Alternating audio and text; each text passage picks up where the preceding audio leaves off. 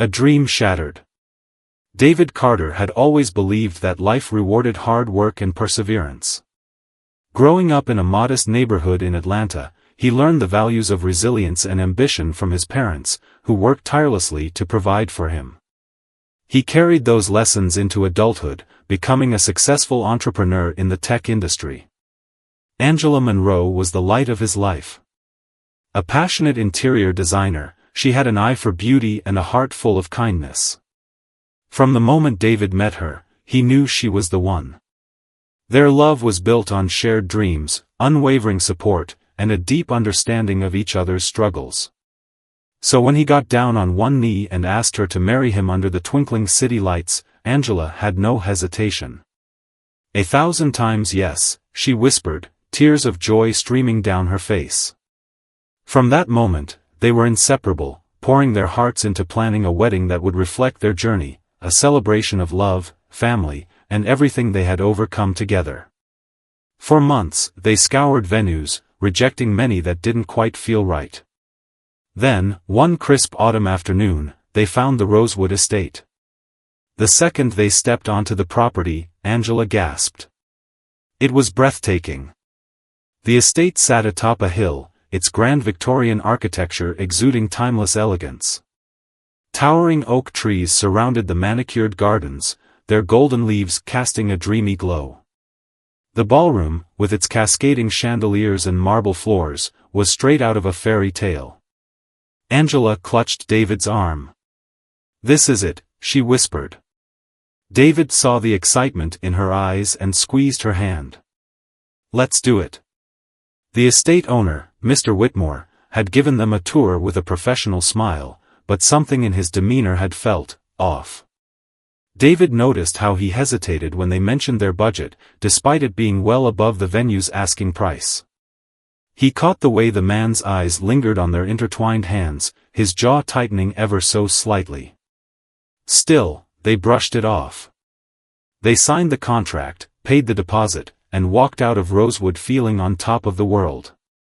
For the next year, they planned meticulously, Angela designing floral arrangements, David handling logistics, both of them dreaming of the day they would stand before their loved ones and say, "I do." But then, 2 weeks before the wedding, everything came crashing down. The call that changed everything. Angela was sitting at the kitchen table, carefully finalizing the seating chart, when her phone rang. The number was unfamiliar. "Hello?" she answered, tucking the phone between her ear and shoulder as she rearranged name cards. "Ms. Monroe?" The voice was sharp, businesslike. "Yes, speaking. This is Mr. Whitmore, from Rosewood Estate." Angela sat up straight, sensing something off. "Oh, Mr. Whitmore. Is everything all right?" A beat of silence. Then, "We're canceling your reservation." The words hit her like a freight train. "Canceling?" she repeated, her voice barely above a whisper. "There were complications with your paperwork," he said vaguely. Angela's stomach tightened. "What kind of complications?" "We signed a contract, paid in full, and confirmed everything last week." Another pause. Then his voice hardened. "We've decided that Rosewood Estate is no longer available to you." Angela's hand clenched around the phone. "You can't just. You'll be refunded your deposit. Good day." Click. The call ended before she could protest. For a moment, she just sat there, the words refusing to sink in. Then, panic surged through her chest. She grabbed her phone and called David. A confrontation at Rosewood. David's car screeched to a stop outside their apartment minutes later. His expression was dark, his fists clenched as Angela met him at the door. "They what?" he demanded, barely containing his anger. "They cancelled," Angela said, still shaking. "No reason. No explanation. Just, we're no longer available to you." David's jaw tightened. "We're going down there. Now." When they pulled up to Rosewood, the golden afternoon light did nothing to soften the tension in David's chest. They marched inside, past the luxurious foyer, until they reached the front desk. The receptionist, a woman in her 50s with graying hair, barely looked up. "Can I help you?" David exhaled sharply. "We're here to speak with Mr. Whitmore. He cancelled our wedding out of nowhere, and we deserve an explanation." The woman's eyes darted between them, then to the computer screen in front of her. "I'm sorry, but he's unavailable." Angela stepped forward. "Then tell us why our reservation was cancelled."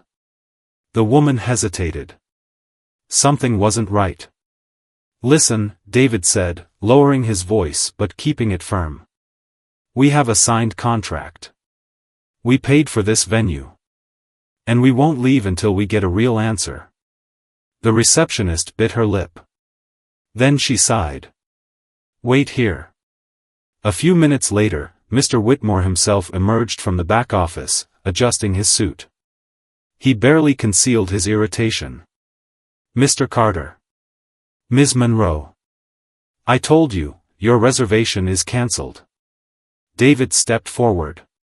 "On what grounds?"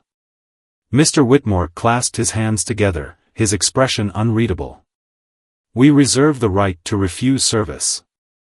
Angela's heart pounded. "Is this about race?" she asked, her voice cracking. Mr. Whitmore's eye twitched. "That's a ridiculous accusation," he scoffed, but something in his stance gave him away. Angela sucked in a breath, realization hitting her like ice water. "This is about race," David said quietly. "Isn't it?" Mr. Whitmore's silence was answer enough. Angela felt the air leave her lungs. She had read about things like this. Heard about them. But she never thought they would be standing in a moment like this. Discriminated against, dismissed, unwanted because of the color of their skin. David's hands curled into fists.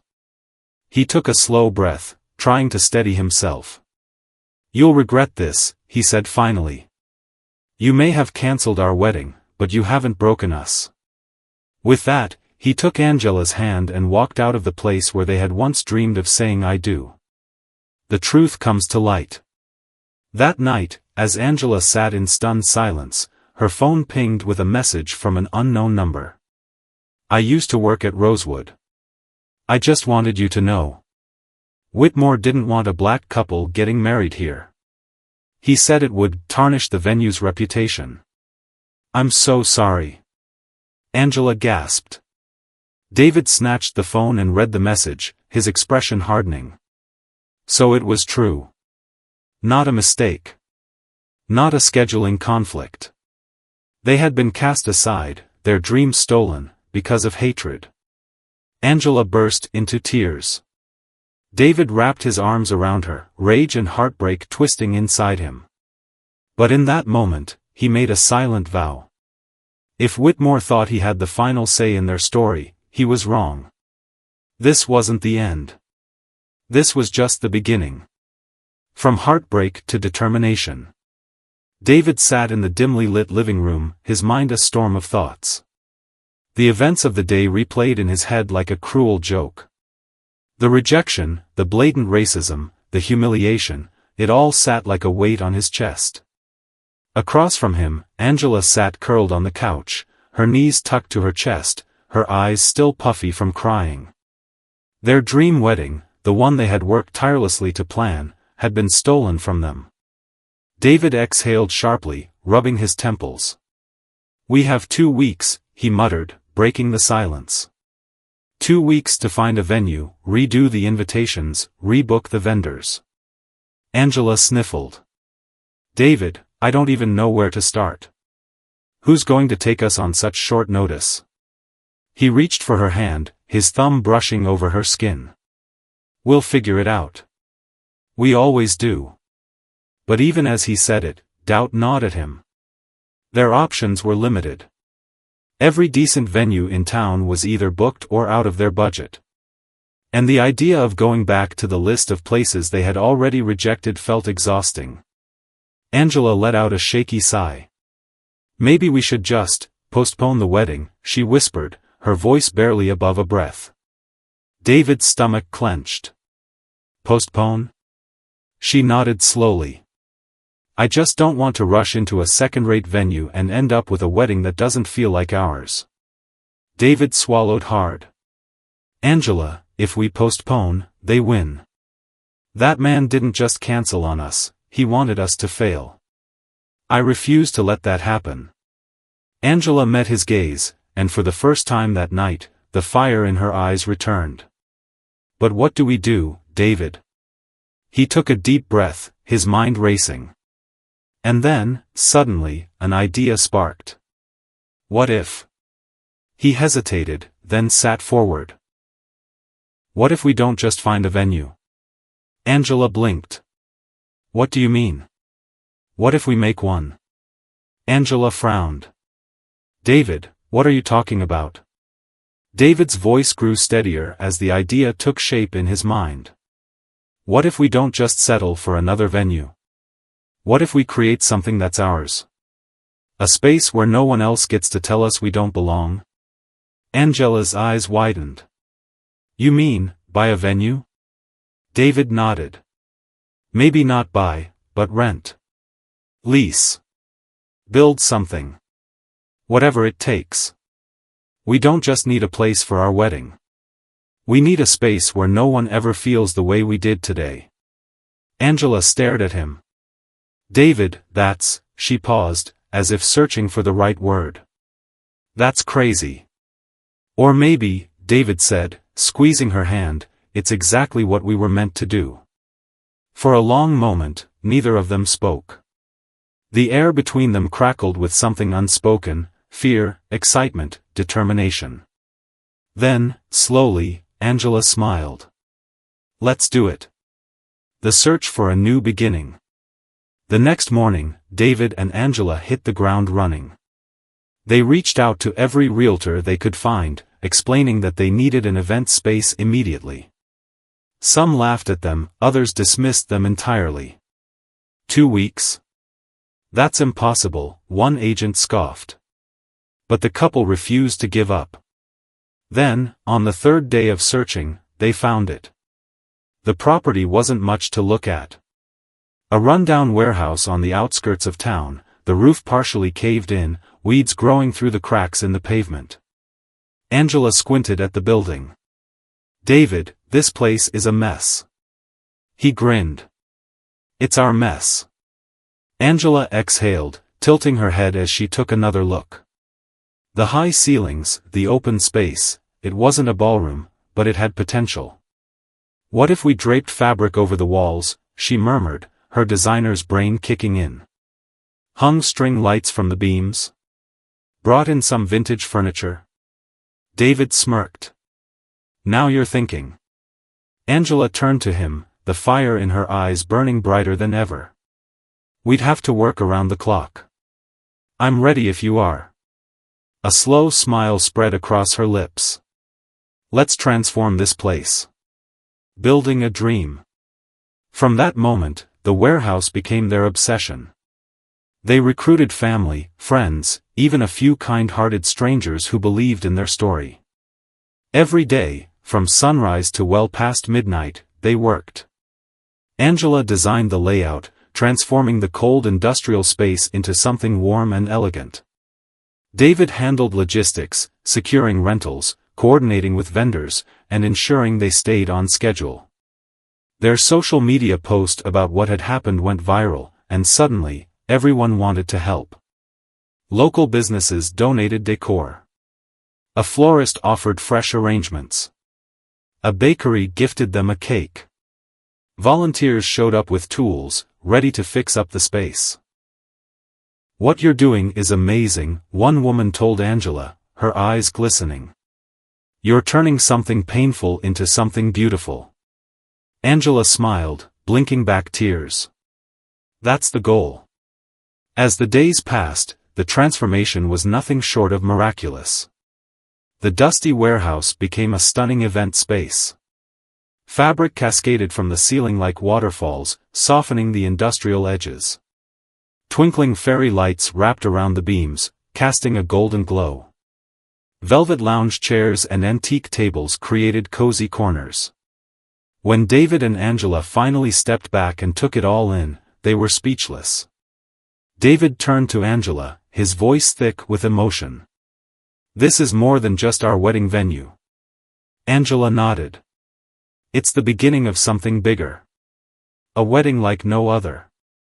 The night of their wedding arrived faster than they could have imagined. As guests poured into the newly transformed venue, whispers of awe filled the air. "This place is stunning," someone murmured. "Can you believe they built this in 2 weeks?" another said. But for David and Angela, the true magic came when they stood at the altar. Underneath a canopy of fairy lights, surrounded by love, they exchanged vows not just to love each other, but to build something lasting. And as they kissed, sealing their union, they knew, this was only the beginning.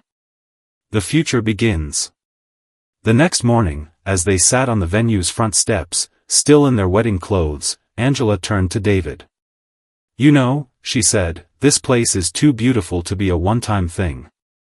David raised an eyebrow. "What are you thinking?" Angela smiled. "Let's keep it open. For every couple who was ever told they didn't belong. For everyone who was made to feel less than." David stared at her for a long moment, then grinned. "Let's do it." And so, what had started as heartbreak became something extraordinary. Not only did they have their perfect wedding, but they created something greater than themselves, the most sought-after wedding venue in town. A place built on love. A place where everyone belonged. And it all began with a rejection that turned into their greatest triumph. Turning pain into purpose. The morning after their wedding, David and Angela woke up to a flood of messages and calls. The story of their venue's transformation had spread beyond their wildest imagination. Their wedding photographer had shared photos online, and within hours, the images had gone viral. News outlets were reaching out, wedding blogs were featuring them, and strangers from all over the country were sending messages of support. Angela rubbed her eyes, scrolling through her phone in disbelief.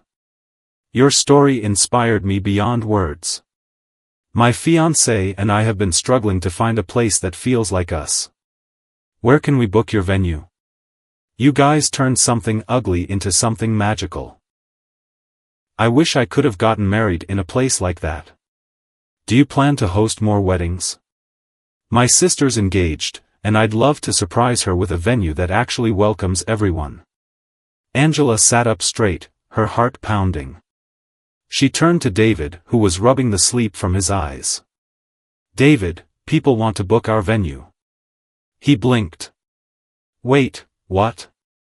She handed him her phone, and as he read through the messages, a slow grin spread across his face.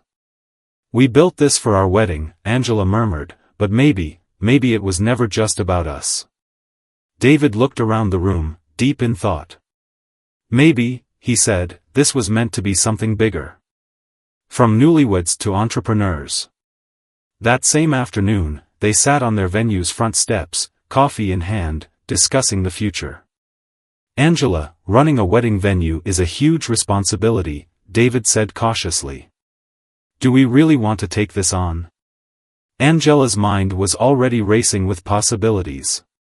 "David, think about how many couples experience what we did, getting rejected, feeling like they don't belong. What if this becomes the place where no one ever has to feel that way again?" David took a slow sip of coffee, considering her words. "But do we have the resources to do this? We barely pulled off one wedding here. Keeping it open means maintenance, staff, bookings, it's a whole business." Angela leaned forward, determination flashing in her eyes. "I'm willing to do whatever it takes." David studied her, then nodded. "Then let's figure it out." That night, they sat down with a notepad and mapped out their plan. Secure a lease. The warehouse had been a temporary rental for their wedding, but they needed a long-term lease to make it official.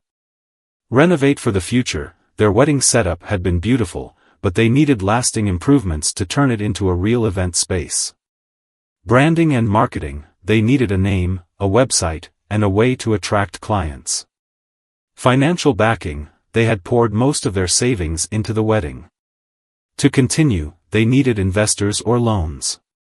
Angela tapped her pen against the table. Step 1, the lease.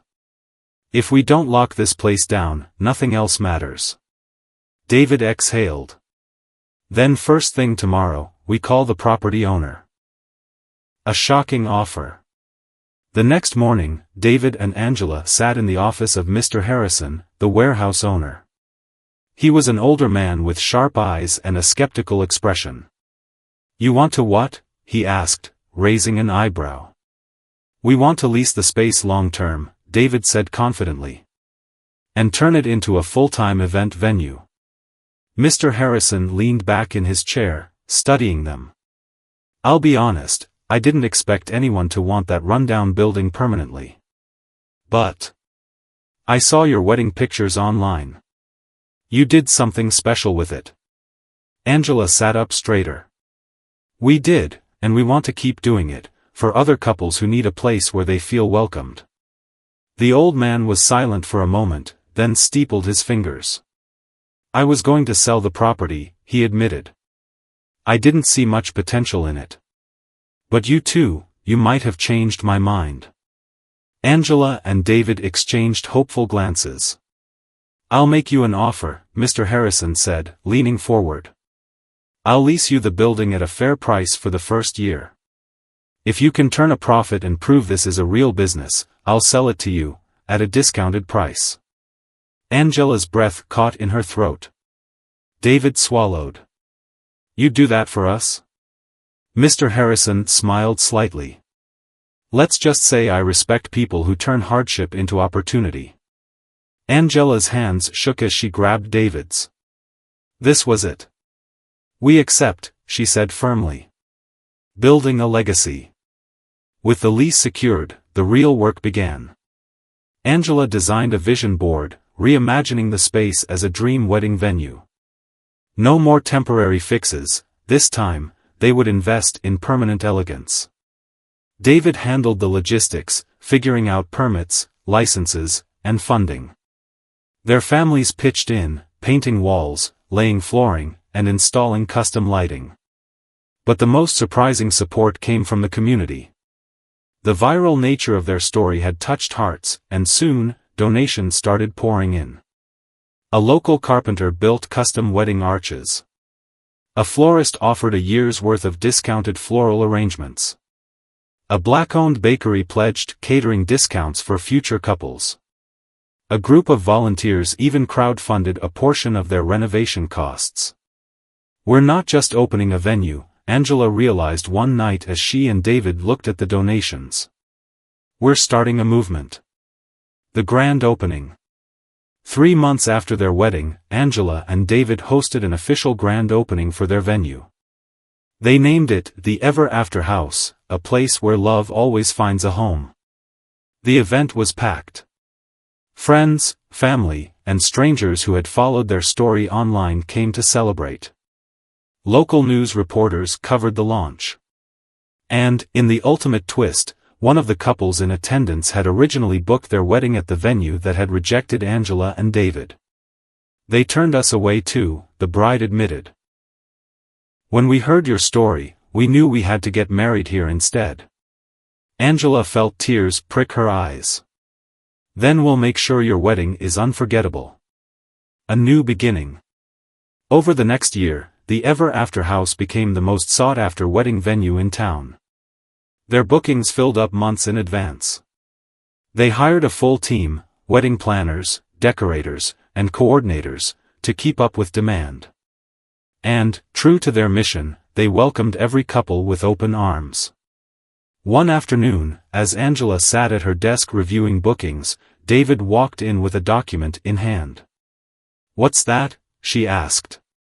He handed it to her with a grin. Angela's heart stopped as she read the words, "property deed." They had done it. They didn't just lease the venue. They owned it.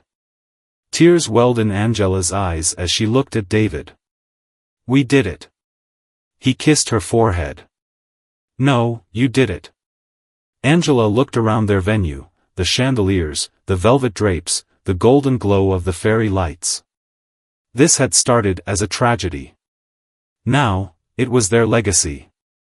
And it all began with one rejection that turned into the greatest blessing of their lives. The battle for Ever After House. Angela and David basked in the joy of their success. Their wedding venue, the Ever After House, had become a symbol of love, resilience, and inclusivity. They had turned rejection into a thriving business, proving that every couple deserved a place to celebrate their love.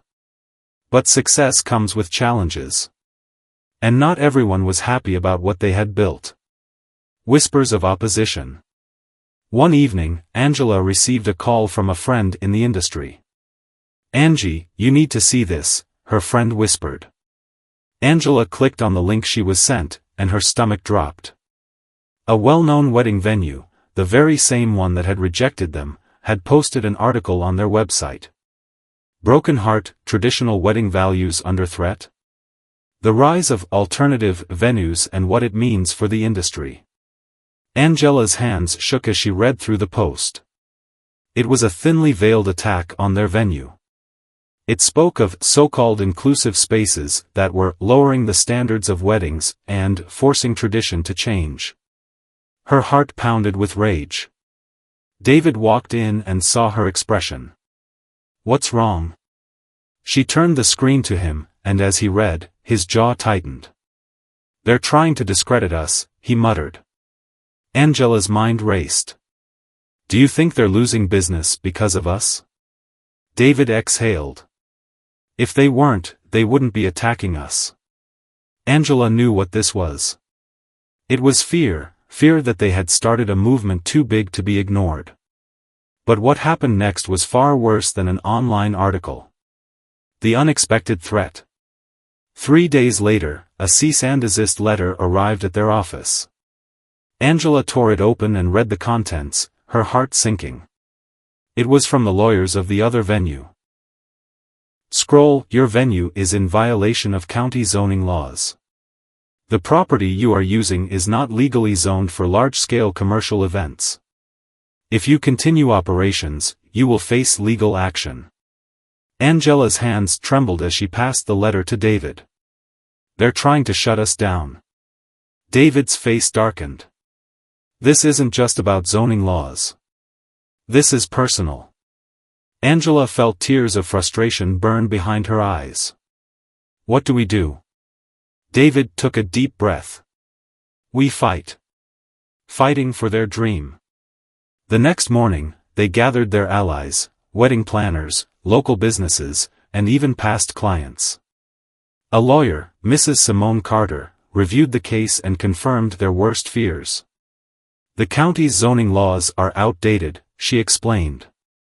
"Your property was originally zoned for storage and industrial use. You've been operating under temporary permits, but they could block you from continuing." Angela's voice shook. "So, we could lose everything?" Mrs. Carter met her gaze.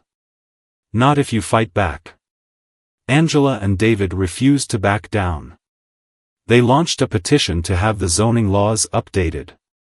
They organized community meetings to rally support. And when the local news caught wind of their story, the public exploded with outrage. Loudspeaker, why would anyone want to shut down a venue that stands for love and inclusivity? Loudspeaker, this is discrimination in disguise. Loudspeaker, the Ever After House is a beacon of hope. We won't let them take it away. The movement grew stronger than they ever imagined. The courtroom showdown. The battle came to a head in a heated courtroom hearing. The opposing venue sent high-powered lawyers, trying to bully Angela and David into submission. "We maintain that the Ever After House is in violation of zoning laws," the opposition's lawyer argued coldly. "The law is the law." Angela stood up, her voice steady but filled with emotion. "Laws can be changed. But what about love? What about the hundreds of couples who finally found a place to celebrate without fear of rejection?" She turned to the judge. "If this law stays the same, we lose more than a business, We lose a home for love stories that never had a place before. The judge listened carefully. Then, after a long pause, he finally spoke. Scroll, the zoning laws were written decades ago. It's time for an update. I rule in favor of the ever-after house. Angela collapsed into David's arms, sobbing with relief. They had won. Their venue was officially recognized, not just as a business, but as a pillar of change. A future without limits. With the legal battle behind them, Angela and David expanded the ever-after house. Sparkling Heart, they opened a second location in a nearby city. Sparkling Heart, they launched scholarships for couples in need. Sparkling Heart, they partnered with wedding planners worldwide to spread their mission. And when the venue that rejected them started losing business?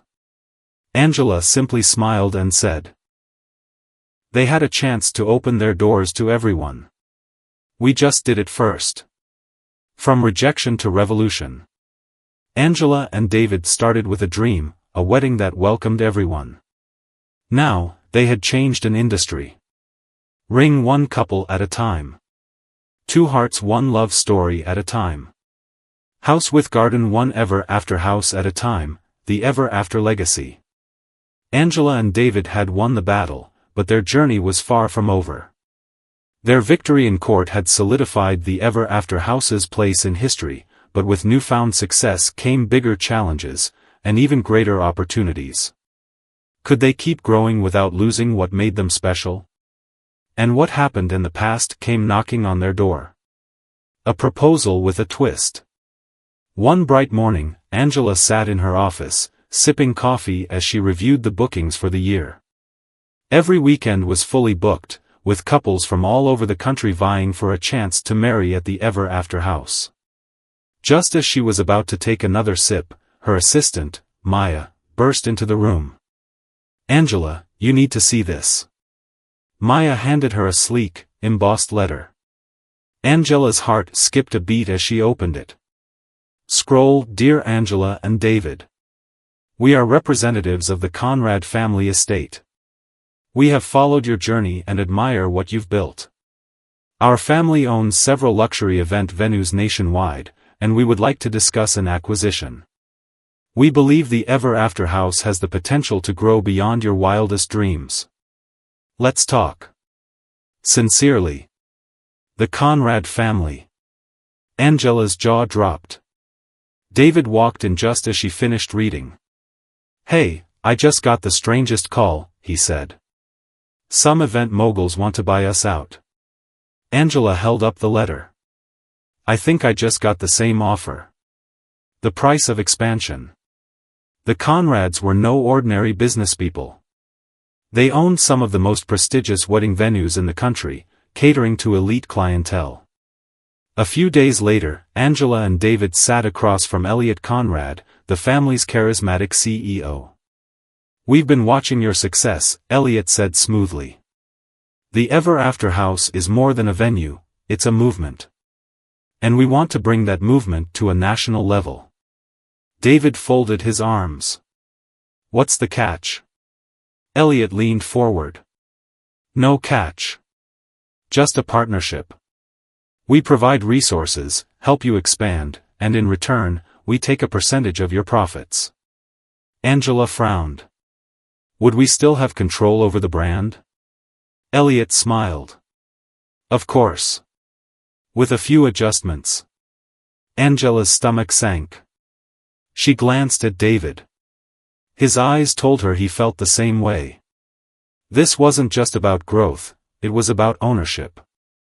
Would they risk losing the heart of what they built? The unexpected guest. That night, Angela and David sat on their balcony, deep in thought. I don't trust them, Angela admitted. David nodded. They want to change us. Make us fit into their model. But the ever-after house was built for people like us, people who didn't fit into the industry's model. Angela sighed. What do we do? Before David could answer, Maya called. Angela, she whispered. You need to come to the venue.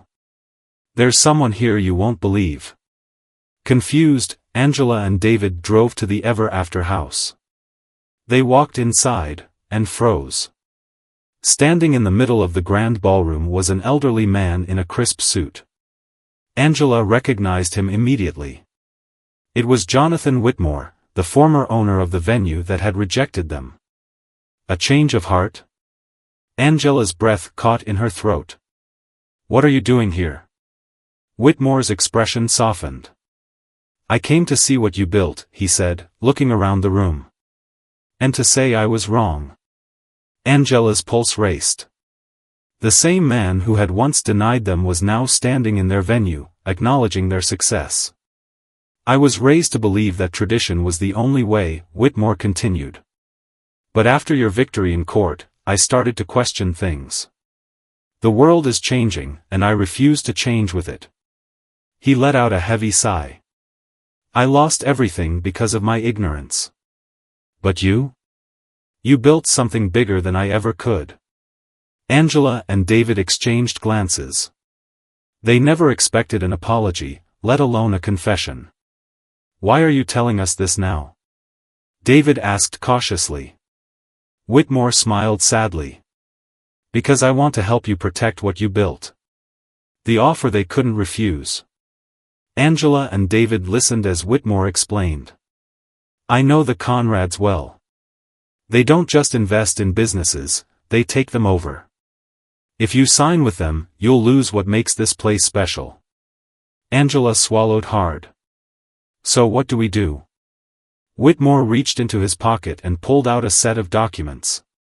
I have one last piece of property left, an estate in the countryside. I want you to have it.